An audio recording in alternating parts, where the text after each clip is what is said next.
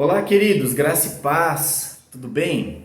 Vamos então dar continuidade no assunto sobre a blasfêmia contra o Espírito Santo. Conforme prometido, disse que nós falaríamos aqui em Hebreus. Então, está lá em Hebreus, no capítulo 6, perdão, a partir do versículo 4, que diz assim: Ora, para aqueles que uma vez foram iluminados, provaram o dom celestial, tornaram-se praticantes do Espírito Santo, experimentaram a bondade da palavra de Deus e os poderes da era que há de vir, mas caíram, é impossível que sejam reconduzidos ao arrependimento, pois para si mesmos estão crucificando de novo o Filho de Deus, sujeitando-o à desonra pública. Sabe, queridos, se ficar um pouquinho de barulho aqui hoje, porque eu abri aqui, porque hoje aqui em Campinas, eu não sei de que cidade você está me ouvindo, mas aqui em Campinas está só o sangue do cordeiro. Acabei de levar minha neném na escolinha, voltei agora, então, meu Deus do céu, tá muito calor. Mas vamos lá. Então, o que nós precisamos entender referente à blasfêmia contra o Espírito Santo é que não é o João das couve e o Zé da esquina que vai virar e falar assim: o Espírito Santo não existe, esse Deus aí que vocês adoram é tudo mentira. Aí que a gente vai virar e falar assim: blasfemo, vá para o inferno. Não, primeiro que nós não temos nem essa autoridade de mandar ninguém para o inferno, né? Mas vocês entenderam que é uma piada. De virar e falar assim: blasfemou contra Deus, agora você não tem mais perdão, você blasfemou contra a pessoa do Espírito Santo. Não, querido, não é isso que a Bíblia fala. A Bíblia fala que para a pessoa ser uma blasfema, né, uma pessoa que blasfema contra o Espírito Santo, tem alguns critérios que a pessoa precisa cumprir, ou seja, umas etapas que ela já tem que ter passado na vida dela. Primeiro, aqueles que uma vez que foram iluminados. O que isso quer dizer? Aqueles que uma vez já tiveram a sua mente aberta para o Evangelho. Eles já receberam essa iluminação de Deus. Eles já tiveram a sua mente quebrada, os seus sofismas, os seus pensamentos no diabo, e eles foram iluminados pela palavra. Essas pessoas que receberam de Deus a compreensão das sagradas letras. Então, o que ele fala aqui? Então, primeiro, aqueles que uma vez foram iluminados.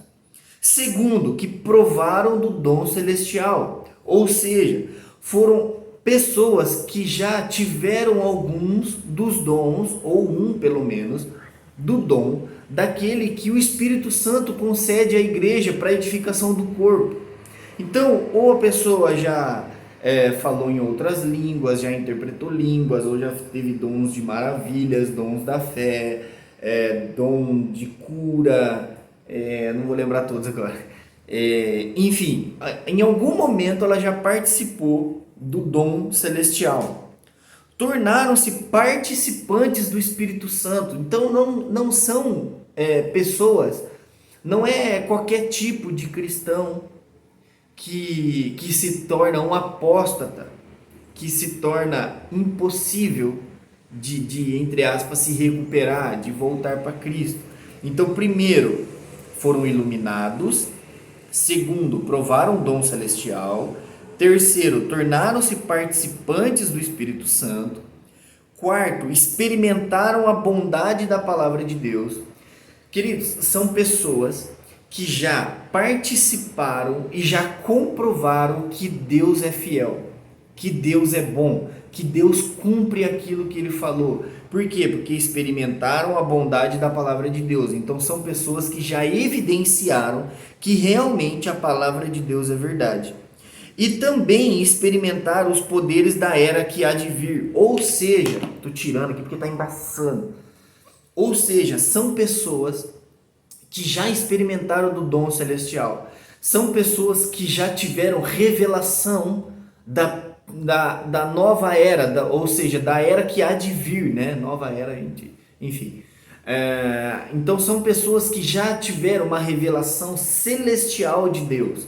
São pessoas que já usufruíram em algum momento de alguma revelação do céu, uma revelação das coisas celestiais. Então nós estamos vendo aqui que há uma lista de coisas que a pessoa já experimentou. Versículo 6. Mas caíram. Preste atenção, queridos. Mas caíram. Por quê? Vamos lá. Deus está estabelecendo aqui um limite. Olha, aqui em cima, regiões celestiais, já experimentou da boa palavra, já teve evidência de dom, já experimentou do céu. E aí eles caíram. Ou seja, eles já não estão mais nesse ambiente celestial. E aí, querido, eu quero falar uma coisa que é bem interessante.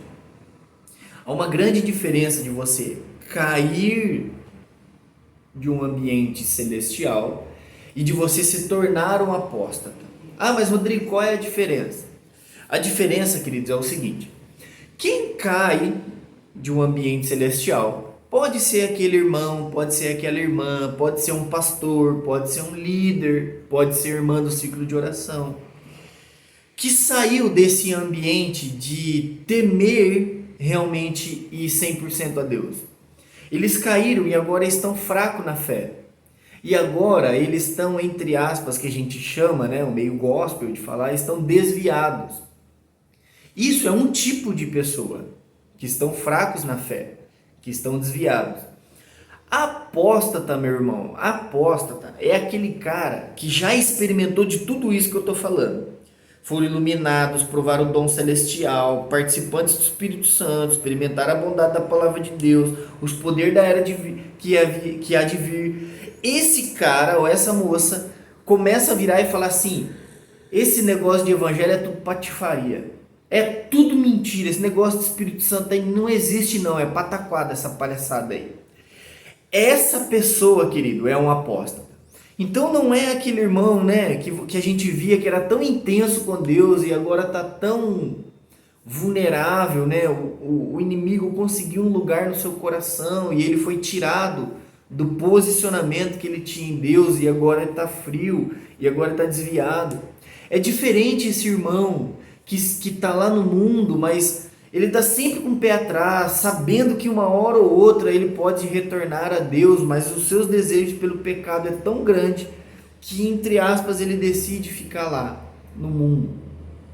Mas a Bíblia está falando de pessoas que são apóstatas, pessoas que se levantam contra o Evangelho de Cristo, pessoas que se levantam contra a verdade das Escrituras, pessoas que se levantam contra a pessoa do Espírito Santo.